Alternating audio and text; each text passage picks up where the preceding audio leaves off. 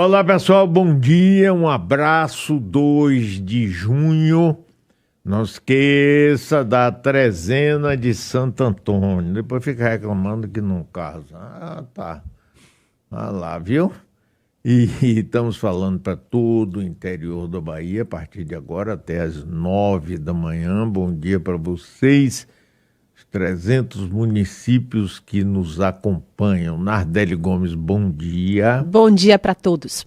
Aragão Queiroz, muito bom dia. Bom dia, doutor Mário, bom dia para toda a Bahia. Lembrando ao ouvinte que estamos ao vivo no YouTube, acompanha aí, youtube.com/portal Metro 1, o WhatsApp é o 35055000 para sua mensagem e para o seu áudio de 30 segundos. Muito bem, eu estou recebendo aqui com alegria convidado, fiquei muito alegre que ele aceitou o meu convite, o doutor Jorge Sola, deputado federal do PT da Bahia, com uma grande história política, e eu tenho acompanhado, mesmo sem conversar com ele, o desempenho dele no Congresso Nacional. Esse Congresso que eu não vou adjetivar, mas que a gente vê como é. E ele está sempre na linha de frente,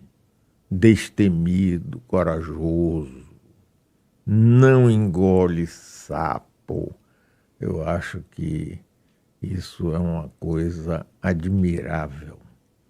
Então, doutor Sola, ou Jorge, que bom que você está aqui. Eu queria começar homenageando esse seu trabalho que eu acompanho. Eu acho importantíssimo, né? Porque esse Congresso é difícil para o governo do presidente Lula. Mas antes da gente entrar no quesito deputado federal, eu queria que você me contasse um pouco sua história. Você se formou em medicina aqui na UFBA. E aí, como é que foi? Como é que foi a medicina e como você chegou na política? Conte aí pra gente, vá. Mário, bom dia para você, Nardelli, Aragão, toda a equipe da Metrópole, todos os nossos ouvintes e telespectadores, né? Porque hoje rádio é imagem. Olha, primeiro agradecer a oportunidade. Para nós é uma honra poder participar aqui desse debate contigo e parabenizar o trabalho que você desenvolve na comunicação. Realmente deixa sempre marcas profundas no debate.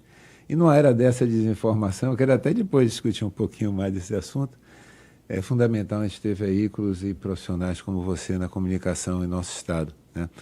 Bom, tentando ser o mais breve possível, você falou, eu formei em medicina em 1984. Como estudante, meu batismo, eu entrei em 79 e logo que eu entrei foi o Congresso de Reconstrução da UNE, aqui em Salvador, tá lembrado? Eu sim. Pois é, eu já entrei mergulhando no Congresso de Reconstrução da UNE, e aí participei do movimento estudantil, fui da primeira chapa de direção do DCE em 82, com membros já afiliados ao PT, eu tinha participado a partir de 80 da Constituição do PT. Depois me formei, fiz residência médica, trabalhei como sanitarista aqui em Salvador, na periferia de Salvador, no distrito de Tapajipe. Trabalhei na universidade muitos anos, sou do quadro do Instituto de Saúde Coletiva, me aposentei recentemente, trabalhei com pesquisa, com ensino e fui levando, eu era coordenador da residência de medicina social, fui chamado por Guilherme Menezes, que eu já tinha conhecido antes, quando eu fui médico residente nos anos 80, em 98, Guilherme tinha ganho a eleição em 96, 97. Para o prefeito de Conquista. Prefeito de Vitória da Conquista. Aí em 97, Guilherme chamou para a gente voltar a ter uma relação com a Universidade Federal da Bahia. Então eu passei 97 e 98 indo lá, levando, supervisionando os residentes. Fizemos a capacitação das primeiras equipes de saúde da família em Vitória da Conquista. E em 99, o então secretário, doutor Ademir, que tinha sido colega nosso de faculdade, também precisou se afastar. Guilherme me convidou a assumir, eu nunca tinha pensado em ser gestor na saúde. Eu pensei que minha carreira toda ia ser dentro da universidade. Me chamou para ser gestor, secretário municipal. Não, são só 2 anos. Foi bem assim, mas não, estou só 2 anos para terminar esse mandato. Aí, quando vem a eleição de Lula em 2002, eu estava não só como secretário de Saúde em Conquista, mas já como vice-presidente do Conselho Nacional de Secretários Municipais de Saúde. Participei da elaboração do programa de governo da saúde do presidente Lula e fui convidado a assumir a Secretaria de Atenção à Saúde do Ministério da Saúde. Uma experiência fantástica. Nós criamos o SAMU, Farmácia Popular, trouxemos a odontologia para o SUS com o Brasil Sorridente. E após isso, Guilherme, após esse período no Ministério da Saúde, Wagner ganha a eleição contra todas as perspectivas, né? E tive a honra de ser secretário de Saúde do Estado. Então, ao todo, foram 15 anos na gestão. Após esses 15 anos, assumi esse novo desafio. Eu sempre chamo a atenção uma coisa, Mário, que o Brasil precisa dar mais oportunidades aos profissionais de saúde assumirem postos de gestão. Eu tive uma raríssima oportunidade de ter sido secretário nas 3 esferas de governo, municipal, nacional e estadual, em governo do PT, partido que eu ajudei a fundar, e governos que priorizaram a saúde, que investiram na saúde. Vitória da Conquista virou referência na época de municipalização da saúde. No Ministério da Saúde, como eu falei, nós deixamos marcas importantíssimas para o SUS. E com o Wagner nós tivemos a oportunidade de dar uma virada e deslanchar, e felizmente teve continuidade com Rui Costa, com Jerônimo, os investimentos e a prioridade na saúde. Então depois eu tive que assumir esse novo desafio e lhe confesso que o batismo foi de fogo, né? Porque eu entrei lá já com um cenário de... Eles não sabiam, Mário, como é que iam tirar a presidenta Dilma, mas já na entrada deu para sentir que o cenário era para derrubar. Tanto que minha primeira missão lá, até engraçado, porque o líder do PT era o deputado Simbá do Acre. Na época ele me chamou e disse assim, você vai para a CPI da Petrobras. Eu digo, mas Simbá, eu nunca estudei nada de cadeia de petróleo e gás e estou entrando agora, nunca participei de CPI. Ele falou, não, se prepare, porque aqui não vai ter moleza, não. Tem 6 vagas, eu vou botar 3 experientes e 3 calouros para começar. E foi verdade, depois da CPI da Petrobras, eu fui para a CPI do BNDES. Depois CPI da Lei Rouanet. Tudo no governo de Dilma. Tudo antes do golpe, porque eles foram construindo Claro. Ações para derrubar o governo. Foram fazendo as famosas, lembra? Chamadas pautas bombas. Sim. Para dificultar, para sabotar, até que conseguiram dar o golpe e tirar a presidenta Dilma. Depois eu fiquei 6 anos, como eu sempre digo, fazendo política de redução de danos. Nos 2 anos de Temer e nos 4 de Bolsonaro, a gente estava lá para diminuir o desastre, diminuir o estrago. Inclusive, durante a pandemia, eu participei da comissão que atuou para contrapor a ação do Ministério da Saúde no governo Bolsonaro, né, e diminuir o desastre e tentar antecipar a vinda de vacina, tentar dar suporte às ações de estados e municípios. Mas, felizmente, com a volta do presidente Lula, a gente pôde agora tirar os projetos da gaveta, ajudar a reconstrução do país e lhe confesso que nós estamos vivendo, felizmente, em 2026, um país muito melhor até do que tínhamos em 2016 em todas as áreas. Eu sempre fiz um desafio lá no período do governo Bolsonaro a todos os apoiadores dele que me mostrassem uma única política pública, uma única ação de governo que tivesse conseguido preservar o que a gente tinha em 2016 e nunca conseguiram mostrar isso. E agora eu tenho feito um outro desafio, me mostra uma única área de ação que o governo Lula não conseguiu reconstruir, está melhor do que nós tínhamos há 10 anos atrás. Então, para nós é uma satisfação muito grande poder estar contribuindo nessa reconstrução nacional e nessa capacidade de novamente fazer com que as políticas públicas melhorem a vida do povo brasileiro. Estou conversando aqui com o deputado federal PT Bahia, Jorge Sola. Sola, nós assistimos às pautas, bombas, tudo que foi tramado no Congresso Nacional e com o vice-presidente da República de então, Michel Temer, que posa de grande defensor da democracia, mas não é nada disso. que trabalharam para derrubar e corroer, não é, a estrutura do governo de Dilma. Tem alguma semelhança? Se bem que os personagens são bem diferentes. Dilma é uma pessoa...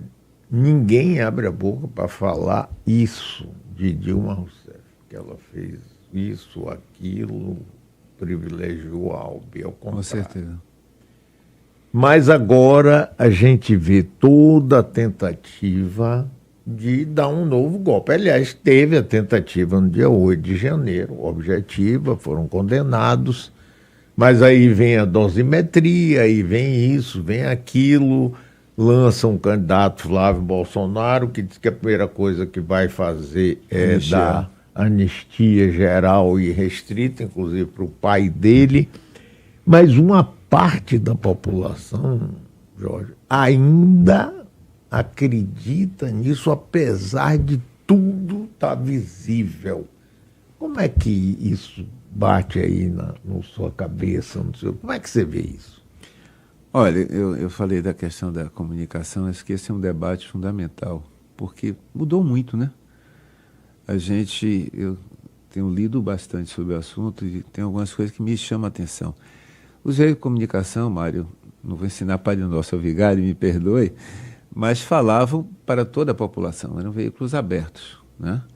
Então era muito mais difícil. Primeiro, era muito mais difícil mentir, forjar a realidade, porque a mentira era evidente. Era pública e fácil de ser rebatida. Nós estamos vivendo outra era, onde com as redes sociais, a maior parte da relação da informação e comunicação com o cidadão se dá em blocos mais fechados. Eu posso passar meses sem conseguir descobrir o que a extrema-direita está construindo de informação e comunicação, porque são blocos estanques, são públicos que não se falam diretamente, né? Isso mudou muito, esse processo, dificultou bastante. Então, nós temos que cada vez mais dificuldade de falar para o conjunto da população, porque alguns segmentos só ouvem determinados interlocutores. Isso torna muito difícil o processo, né? Você falou aí da situação atual do Congresso e desse cenário. Nós tivemos um golpe, como você lembrou, em 8 de janeiro de 2023, um golpe de Estado, com todas as características, com tentativa de assassinato do presidente da República, do vice-presidente, do ministro. Colocaram um caminhão-bomba para explodir em Brasília. Eu estava, o hotel que eu fico e moro em Brasília, durante as ações do Congresso, fica de frente da Polícia Federal. Teve aquela invasão lá, tentaram invadir o prédio da Polícia Federal, assisti de cima. Sabe, não dá para conceber que ainda tem pessoas que não percebam o quanto isso foi prejudicial, o quanto isso foi criminoso, porque o maior criminoso não é o cidadão, coitado, que rouba um celular para pagar comida para o filho. É quem planejou para derrubar o Estado Democrático de Direito e se perpetuar no poder, apesar dos resultados contrários das urnas. Esse crime não pode ser anistiado. E você lembrou aí, o Flávio, a plataforma política dele é a anistia aos golpistas do 8 de janeiro de 2023. Então nós precisamos avançar na comunicação, primeiro, para mostrar a realidade. Não é para forjar a realidade, é para desmistificar o que é construído de narrativas, para usar um termo muito corrente, e de fake news e de mentiras, que tentam e ainda conseguem. Você tem algo em torno aí de 30% da população que praticamente se relaciona diretamente com informações quase de uma terra paralela. E isso é extremamente difícil de você lidar, né? Então, esse é um cenário que ainda estamos patinando no novo espaço de democracia e no novo espaço de comunicação. Então, as ameaças são muito fortes. Eu diria a você, com o que foi feito, eu não esperava que em 3 anos o presidente Lula fosse conseguir fazer uma reconstrução completa. O Ministério da Cultura, parabenizar a nossa ministra Margarete, inclusive lançou agora o o Tela Brasil, fantástico. Ontem até nós mostramos aqui, né? Fantástico. Margarete, em 3 anos, comandou a reconstrução, claro, o presidente Lula, nosso líder maior, reconstruiu o Ministério do zero, das cinzas.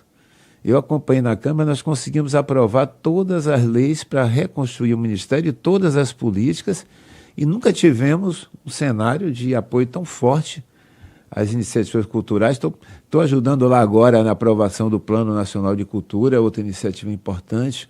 Espero que a gente possa votar nas próximas semanas. Na saúde, Mário, me permita trazer aqui alguns exemplos. Na saúde, o governador Rui Costa inaugurou 8 hospitais entre o golpe que tirou a presidenta Dilma e a volta do presidente Lula. Inaugurou 26 policlínicas regionais, um trabalho fantástico. Nenhum desses serviços recebeu um tostão nem para construção, nem para equipamento, muito menos para custeio. Foram bancados durante 6 anos, exclusivamente com recursos do Estado e dos municípios. Com a volta do presidente Lula, em maio de 2023, passaram a ser mensalmente financiados com a parcela do Ministério da Saúde. Pode perguntar ao Aristide Maltês, ao Hospital Aristide Maltês, ao Hospital de Irmã Dulce, ao Martagão Gesteira, aos nossos maiores hospitais filantrópicos. O Maltês, inclusive, não sei se você sabe, Mário, nos últimos anos, campeão no Brasil de cirurgias e quimioterapia. O Hospital de Irmã Dulce é o maior filantrópico do Norte e Nordeste. Esses hospitais passaram 6 anos com o mesmo recurso, vivendo uma crise financeira gigante. Com o governo do presidente Lula, voltaram a ter recuperação financeira dos contratos. O SAMU, que todo mundo reconhece como uma política de sucesso, salvando vidas, deu uma mudança fantástica na abordagem, não só dos acidentes, das vítimas de acidente de trauma, mas também de intercorrências clínicas. Deixaram a frota sucatear em 6 anos. Quando nós criamos o SAMU em 2003 para 2004, já tinha ali construído um piloto automático que a cada ano o Ministério já sabia as viaturas que iam completar 5 anos no ano seguinte, já fazia compra a partir do ano anterior. Eles pararam. O presidente Lula, quando entrou, encontrou a frota com 6, as mais novinhas tinham 6 anos, 7 anos, 10 anos. Foi toda ela reposta, toda ela renovada. Os equipamentos de radioterapia, cada dia nós precisamos mais tratamento oncológico, a população está avançando mais na idade, aumenta os casos de câncer. A presidenta Dilma, Mário, fez uma compra recorde no mundo, 100 equipamentos de radioterapia. Eu era secretário de Estado na época, a gente conseguiu negociar para trazer 6 para a Bahia. Os que foram implantados ainda com Dilma, ficaram funcionando. Os que não, ficaram parados. Na Bahia, 2, Conquista e Teixeira de Freitas, parou a obra, porque tinha que construir o bunker para botar equipamento, né? Pararam a obra, ficaram paradas as obras de 2016 até 2023 e equipamentos de ponta para a radioterapia. Negócio absurdo. Isso sem contar, né, a abordagem da pandemia, que eu sempre lembro, cada um de nós perdeu um parente, um amigo, algum conhecido na pandemia. Nós vivemos a maior crise sanitária do planeta, com o pior governo da história desse país, que fazia pouco caso das mortes. Então, foi um processo recente de recuperação, de reconstrução. A educação caiu o pior orçamento da história. Hoje nós estamos vivendo novamente os investimentos em novos campi universitários, novos institutos, nova política que está sendo feita em parceria com os estados, e aqui na Bahia, Jerônimo está fazendo uma revolução das escolas de tempo integral, você tem acompanhado aí, né? Sim. Rapaz, aquilo ali é fantástico. Hoje, sem sombra de dúvida, a maioria absoluta dos municípios baianos, a melhor escola é uma escola pública estadual, não tem escola privada desses municípios que chegue perto. Não é só a estrutura física, não, com laboratório, com auditório, com parque esportivo, a qualificação docente, o investimento no corpo docente, a bolsa de permanência para que o estudante continue ali, mesmo vindo de uma família com dificuldades financeiras.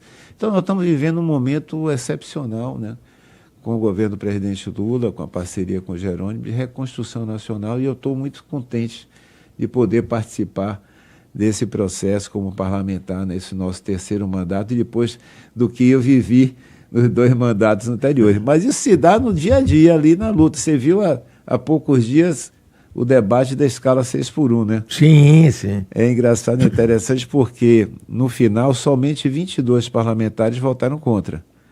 Mas eu diria a você que tinha mais de 300 que eram contrários. E por que mudaram? Porque é pressão popular, né, Mário? Pressão da sociedade. E vai ter eleição. Principalmente no ano eleitoral, eles não quiseram se indispor, mas muitos, você acompanha, você deve ter visto lá, muitos discursaram contra e na hora botaram o dedinho no sim.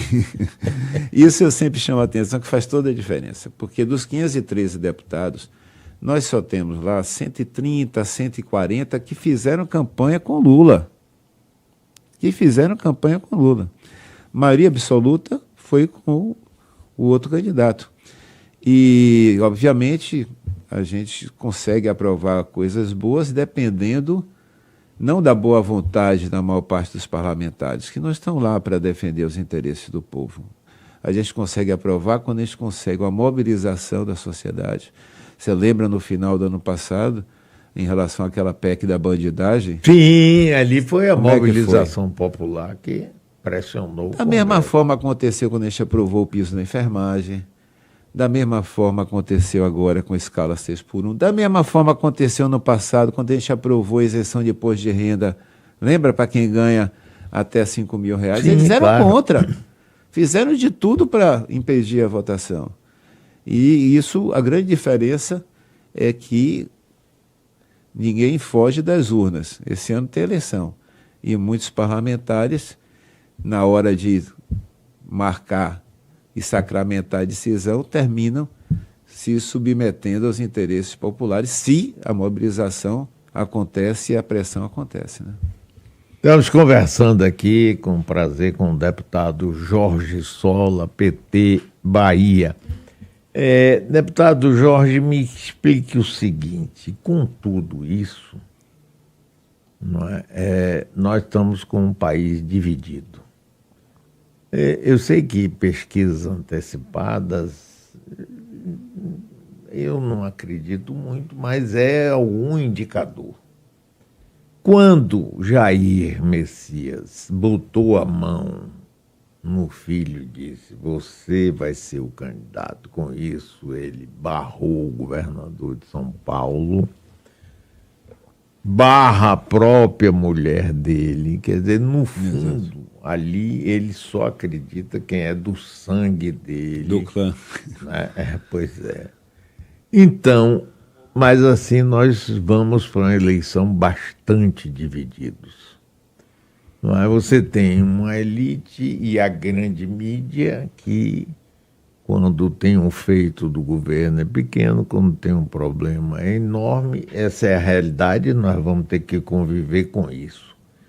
Mas no meio disso tem eleitores que não se definiram, não são nem de extrema direita, nem são de esquerda.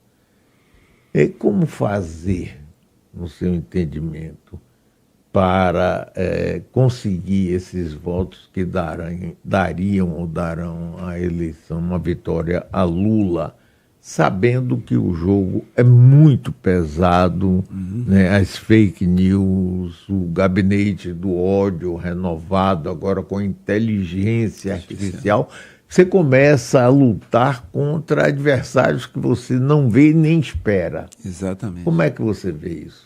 Exatamente, o que eu comentei anteriormente. A gente não fica sabendo o que é que está sendo construído do ponto de vista da comunicação. Só aproveitar um parêntese, Maria. Eu, ano passado, tive a oportunidade de participar na Noruega de um evento das Nações Unidas sobre regulação da internet, representando a Câmara. E aproveitei a experiência, peguei as experiências da Noruega, Suécia, Dinamarca, e fiz um projeto de lei que deu entrada no final do ano passado, que até hoje o presidente da Câmara não colocou em tramitação, apesar de vai fazer 6 meses que eu apresentei o projeto, que é para garantir os nossos direitos de imagem. Sim. Nossos direitos de imagem. Se um compositor tem direitos autorais sobre a peça dele, o escritor tem os direitos autorais sobre um livro que ele escreve, mas qualquer pessoa hoje pode pegar sua imagem, transformar, utilizar. Se ele botar palavras você pode processar por calúnia, difamação, mas o uso da imagem hoje é permitido. Da nossa voz. Pode pegar sua imagem e botar você para dizer alguma coisa? Eu não posso processar alguém por botar uma foto minha. Eu não posso processar alguém por usar minha voz. Eu posso processar se o texto for calunioso. For calunioso, certo? Então, nós estamos vivendo esse tempo, né? Que a utilização da inteligência artificial leva a riscos muito grandes na comunicação, né? Esse debate das eleições é um debate, essa polarização, como é chamada, é até interessante porque, quando a gente pensa em polarização, você pensaria assim, é um debate entre extrema esquerda e extrema direita. Não. É um debate entre centro-direita, centro-esquerda e extrema-direita. Isso, exatamente. A direita desapareceu, foi engolida, e a extrema-esquerda não existe. É a centro-esquerda polarizando com a extrema-direita. Não é um fenômeno brasileiro, é um fenômeno mundial. Agora você viu na Colômbia, né? Para falar vendo. Agora, essa semana, foi assim nos países europeus, Espanha, Portugal, né? Meu pai era espanhol, eu votei pela primeira vez na Espanha na última eleição, porque era tão decisivo dali, era tão disputado em cada voto, que eu me mobilizei pelo correio. Grande presidente do governo da Espanha, rapaz, é uma das figuras mais admiráveis. Você viu o que ele fez agora nessa disputa lá em relação a Gaza, em relação ao Oriente Médio, a posição que ele assumiu. Mas foi eleição ali, se não fosse os partidos nacionalistas ali, que 3, 4 cadeiras fazem diferença. Me permita até contar uma história interessante. Tem uns folclóricos que são bem ilustrativos. Eu falei que eu tinha votado pela primeira vez, voltei pelo correio e tal. Aí o primeiro-ministro espanhol, que acumula a presidência, veio ao Brasil. E me convidaram para um almoço em Itamaraty com o presidente Lula. Aí eu até aproveitei, falei com o Manolo, presidente do Galícia, levei uma camisa do Galícia com o nome dele, né? Levei uma para Lula, uma para ele. E na hora do almoço sentei do lado de um assessor dele. E aí eu perguntei, aí como é que está lá o nosso presidente, nosso primeiro-ministro, votei nele e tal. Ele fez, deputado Sola, está muito difícil. E o que é? Não, a diferença, cada votação importante, a gente tem que conquistar 4 votos, 5 votos, 6 votos. Eu digo, rapaz, não se queixe não, cara. Aqui, cada votação importante, a gente tem que conquistar 200 votos, 170 votos. Aí ele, sério? É verdade? Eu digo, é verdade, é verdade. Vocês estão lá precisando de 5, 10 votos, eles precisam de 170, 200. Aí ele, como é que vocês conseguem? Eu digo, tá vendo aquele velhinho ali do lado do nosso primeiro-ministro da Espanha? Quando ele entra no circuito, a gente consegue mobilizar a sociedade e conquistar os votos. Quando não, o velhinho é nosso querido presidente Lula. É que faz a diferença. Então, eu estou muito confiante, porque realmente o governo do presidente Lula faz a diferença. Nós vamos ter oportunidade na campanha conquistar esses eleitores que você sabiamente colocou aqui, que não estão ganhos nem pela extrema-direita, nem já estão simpáticos a votar no presidente Lula, porque nós temos muito a mostrar. Nós temos muito a mostrar, Marinho, em todas as áreas. Nós estamos vivendo um cenário de menor desemprego da história. Nós estamos vivendo um cenário de melhor valor real do salário mínimo. Nós estamos vivendo um cenário de investimento em todas as áreas. Recuperamos a indústria naval que tinha sido destruída. Olha o estaleiro Maragogipe aqui em Ceada, como é que está. Eu participo sempre da Comissão de Saúde, minha área de origem, e da Comissão de Fiscalização Financeira e Controle, que é uma comissão mais transversal, faz um trabalho muito interessante, se relaciona com o TCU, dá margem para você acompanhar várias áreas estratégicas. Eu estive lá em 2019 e saí deprimido com a destruição de um dos estaleiros mais modernos da América Latina. Voltamos em 2023, no início do governo Lula, e ajudamos, eu participo da Frente da Indústria Naval, da Frente Parlamentar da Indústria Naval, ajudamos a retomada por parte do governo dos investimentos nessa área. E voltei agora, um mês atrás, e para nossa satisfação, nós estamos vendo lá já a produção em curso de barcaças, vai começar o contrato de navios. Todas as áreas, repito, tiveram uma recuperação e investimento muito grande. Você recentemente entrevistou aqui a doutora Celci, e a Bahia Farma é outro exemplo disso.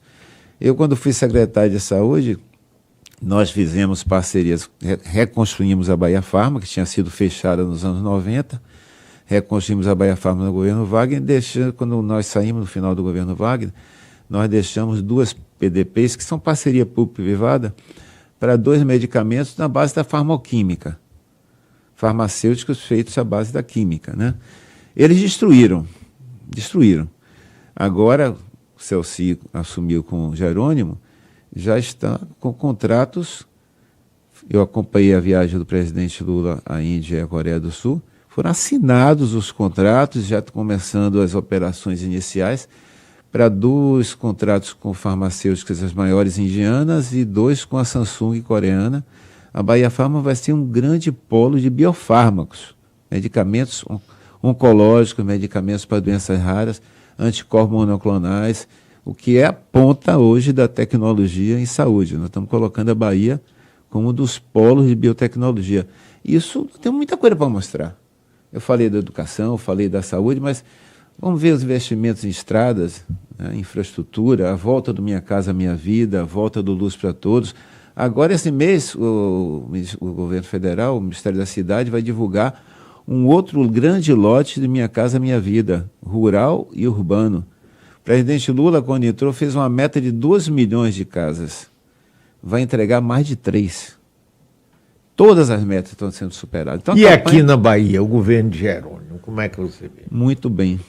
Porque tem gente que fala assim, não, porque Jerônimo só vive viajando, não governa, há um a teoria, Sola, de fadiga de material. Essa teoria eu acho ótima, né? Que se usa muito para avião, por exemplo. O avião, depois de um certo tempo, esse é bom. Se não renovar, se não der manutenção, né? Se não retocar e recuperar o avião, ele vai sofrer, né? Agora dizem não.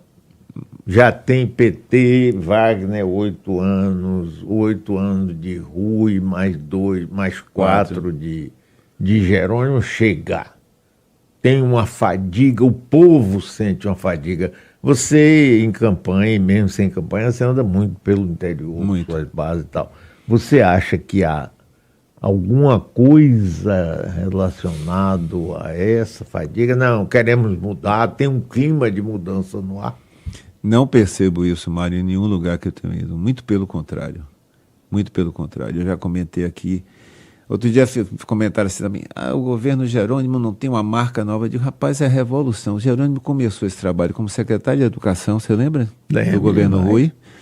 E como governador, ele, como o pessoal diz, botou os 2 pés no acelerador na educação, e nós estamos vivendo a revolução na educação na Bahia. Você vai ver daqui a mais 2, 3 anos a diferença que vai ser colhida, né, nos nossos jovens. E outra coisa, Mário, o pessoal fala tanto de segurança pública. Qual é a faixa etária que mais tem aliciamento para o crime organizado? São os adolescentes, os jovens. Se você não dá alternativa para essa turma, eles são vítimas do tráfico, do crime organizado. Eles estão tendo escola de qualidade, formação profissional, bolsa financeira para se manter, alimentação o dia inteiro na escola. Isso é uma política estruturante. Eu não consigo ver nenhuma perspectiva, nada que cheire a fadiga de nada, muito pelo contrário.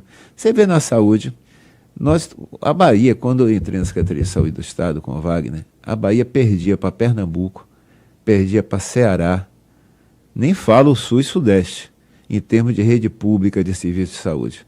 Hoje nós só perdemos para São Paulo, você sabia disso? Essa rede não se constrói em 4 anos, Mário. Essa rede é hoje potente do jeito que ela é, distribuída em todas as regiões do Estado, porque tivemos governos que continuaram dando prioridade na saúde e renovando. Rui criou as policlínicas regionais, Jerônimo tem trazido novos investimentos em regiões que precisavam fazer, especialmente na área de oncologia. Então, fadiga de material, você deu um bom exemplo, é quando o Boeing não dado manutenção. Mas quando é dado manutenção, é renovado as peças, faz aquele upgrade, né? O resultado nós vamos ver nas urnas. Não tenho a menor dúvida. A vitória de Jerônimo, eu diria a você, ousaria dizer a você aqui hoje, dia 2 de junho, que ela vai ser algo semelhante ao que foi a reeleição de Rui. Os resultados eleitorais não vão ser diferentes, não. Agora, outra coisa. Há um preconceito ainda muito grande contra Lula. Tem gente que diz cachaceiro, 9 dedos, ladrão, né, roubou Sérgio Moro. Não dá 10 risada. Mas é triste, aqueles episódios do Lava Jato é de uma tristeza na vida. Rapaz, como é que um juiz de primeira instância, Jorge Sola, libera para a imprensa o telefonema da presidente da República em pleno exercício e não acontece nada? Ele manda um pedido de desculpas e o Supremo Tribunal Federal, naquele momento, passa a mão por cima, porque a onda que a mídia construiu. Rapaz, eu me lembro da Globo, intervalo inicial, 45 minutos sem intervalo, com aqueles tubos podres soltando nota de R$100 e tudo em cima de Lula, em cima do PT, em cima de todo mundo. Isso fica um resíduo disso. E tem gente que tem preconceito contra Lula. Não, esse cara, você dizer que não tem aquele sítio de Atibaia, aquele duplex lá, rapaz, Mário, incrível isso. O mais impressionante é isso. Fizeram isso tudo. No final, ele foi condenado por ter um apartamento que ele não era proprietário, que ele nunca passou uma noite. E que não tinha um documento. Nunca teve um documento, nada, nem promessa de compra e venda assinada, nem promessa de compra e venda. Ele foi condenado por ter tido, digamos assim, sido presenteado por um apartamento que nunca foi dele. Eu, há poucos dias, viajando, encontrei um caminhoneiro, abordou. Vou usar a palavra que você falou. Ele falou, mas Lula foi condenado por roubo. Eu digo, roubou o quê, amigo? Ele foi condenado. Eu brinquei com ele. Imagine se você fosse condenado por ter ganho um caminhão que você nunca dirigiu, que não está em seu nome, que nunca ficou sob os seus cuidados, e você foi condenado por isso. Eu, na época lá, tivemos vários embates, e eu disse várias vezes em entrevista, Sérgio Moro é um juiz ladrão. Ele está fraudando o processo, ele está roubando a liberdade de um cidadão contra quem ele não conseguiu provar nada. Esse é um processo que foi construído. Olha, isso foi tão destruidor para o país, né? Eu falei da Comissão de Fiscalização Financeira e Controle da Câmara, que eu participo, na época, se não me engano, 2019, acho que foi 2019, Mário. O presidente bolsonarista, morista da comissão, marcou uma visita da comissão ao Reino Unido para conhecermos a fortaleza do combate à corrupção no Reino Unido, no National Audit Office, que é como se fosse o nosso Tribunal de Contas. Aí montaram um grupo lá de moristas e bolsonaristas para ir, eu me voluntariei, eu quero ir também. Aí fomos, chegou lá na reunião com presidente lá do NAU, ele disse, nós estamos abertos aqui para vocês conhecerem como é que funciona, toda a nossa equipe vai estar à sua disposição. Agora eu quero fazer, antes de vocês perguntarem qualquer coisa, eu quero fazer uma pergunta a vocês, parlamentares brasileiros. Aí ele perguntou, como é que vocês, parlamento brasileiro, permitiram que, sob a égide do combate à corrupção, tivesse destruída a economia nacional, destruída a indústria da construção pesada, destruída a indústria da construção naval, destruído as bases da economia brasileira. Aí ele deu exemplo. Aqui, nós estamos há 5 anos dentro da Rolls-Royce, que é a maior automotiva inglesa. Já teve dirigente afastado, claro, já tiveram que responder processo, mas não perdeu um posto de trabalho, não perdeu um contrato. Se nós formos fazer auditoria numa empresa, seja pública ou privada, e a gente levar a comprometer os empregos e os contratos dessa empresa, nós vamos ter que responder. Porque o problema não era combater a corrupção. O problema era destruir as bases de um governo popular que, pela primeira vez na história desse país, estava drenando orçamento para a maioria da população. O orçamento volta para a maioria da população é como, Mário? Saúde, educação, infraestrutura, distribuição de renda, geração de emprego. E isso essa turma não perdoa, e é por isso que eles não gostam de Lula. Essa é a grande diferença. O pobre passou a frequentar a universidade que antes só quem tinha acesso eram privilegiados. O pobre passou a ter renda regular, mesmo que pequena, que faz com que ele passou a ter mais oportunidades na geração de emprego, na geração de renda. Então, mudou muito esse país, graças ao presidente Lula, graças ao trabalho do Partido dos Trabalhadores, nós estamos vivendo num país com mais oportunidades. Agora, Jorge, tem um negócio que eu acho que é importante, é o seguinte. Lula estava vendo o julgamento todo. Aquelas audiências dele com Sérgio Moro, rapaz, são fantásticas. E que a gente deveria rever sempre. Agora, veja o seguinte, ele sabia que ia ser condenado. Muitas pessoas diziam assim, por que você não vai para uma embaixada? Por que você vou lhe não contar uma historinha sobre isso, vou lhe contar. Ele nada foi, se entregou, ficou 583 dias preso. O Jair Bolsonaro, quando sentiu que a coisa estava apertando, foi dormir na embaixada da Hungria. Você lembra disso? Mas qual é a historinha que você viu? O filho dele está nos Estados Unidos, sendo muito bem financiado, morando em mansão. O Ramagem, que era o diretor da Polícia Federal, fugiu. A Carla Zambelli fugiu. Olha, me permita usar o termo, essa turma é um bando de covardes. Né? Um bando de covardes. Não respondem pelos seus atos, não tem coragem de se defender no âmbito do território nacional e da justiça. Vou lhe contar uma história que provavelmente você não saiba. Eu era deputado federal, quando decretaram a prisão de Lula, chamaram a nossa bancada toda para ir para o Sindicato Metalúrgico em São Bernardo. Você lembra que Lula foi para lá? Meu filho fazia residência em São Paulo, fiquei na casa dele, dormi na véspera e cheguei cedo no sindicato. Eu já estava lá em São Paulo, cheguei cedo. E os primeiros parlamentares foram chegando, o pessoal foi passando para a gente informação. Hoje já estão programados, já tem 3 embaixadas que estão já preparadas para receber o presidente. Já montamos toda a operação, ele vai vir para cá para o sindicato. Quando estiver uma situação de multidão aqui e tal, vamos dar um jeito, ele vai sair por tal porta e tal, já tinha carro, já tinha tudo montado, tudo montado. A bancada nossa, fomos chegando e quando o presidente Lula chegou, Mário, chamou a bancada, botou numa sala e passou um carão, passou um sabão, puxão de orelha. Olha, estou sabendo que está isso. Esqueçam, eu não vou sair do país, eu não vou ser exilado, eu vou ficar aqui e vou me defender. Se eu sair do país, se eu for exilado, eu não vou poder provar minha inocência, não vou poder retomar a iniciativa na luta política no país.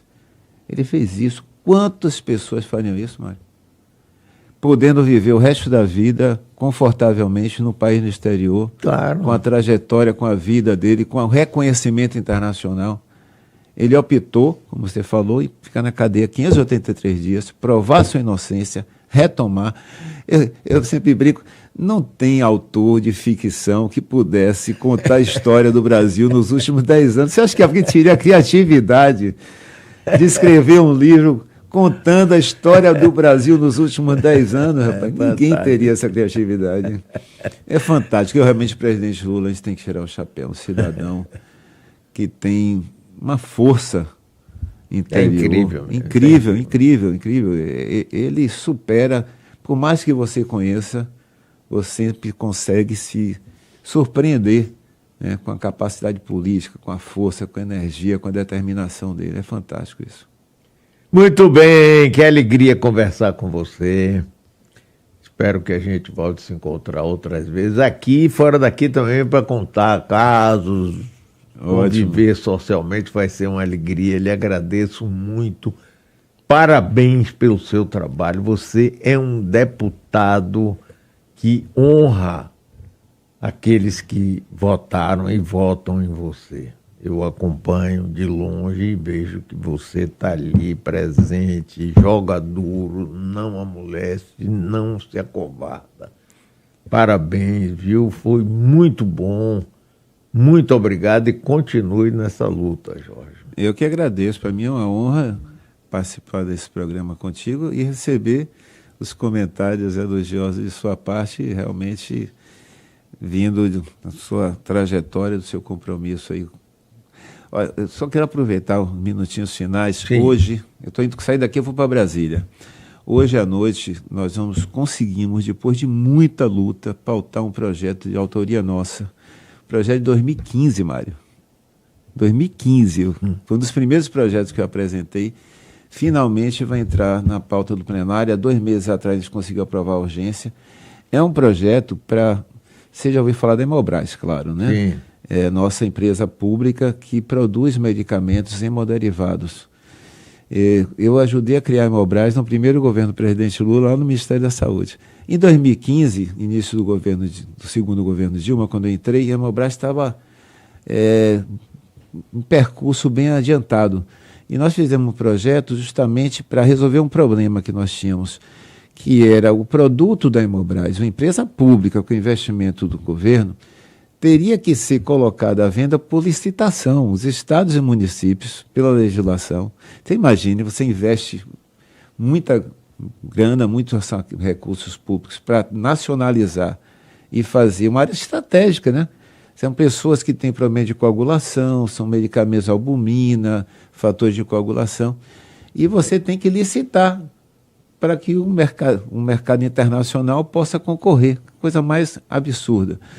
Então, eu apresentei em 2015, veio o período das trevas, ficou parado o projeto, a Hemobras sobreviveu numa UTI em respirador artificial, com Lula a Hemobras voltou, o presidente já esteve lá, já inaugurou as 2 plantas, está em franca produção, e hoje nós vamos votar esse projeto, espero que seja aprovado, que faz com que estados e municípios, secretarias estaduais e municipais, possam comprar os medicamentos da Hemobras sem precisar processo licitatório. Nós não corre o risco de uma multinacional dessas entrar, baixar o preço, o famoso dumping, baixa o preço, destrói nossa produção nacional e depois ele dita os preços no mercado. Então está hoje na pauta.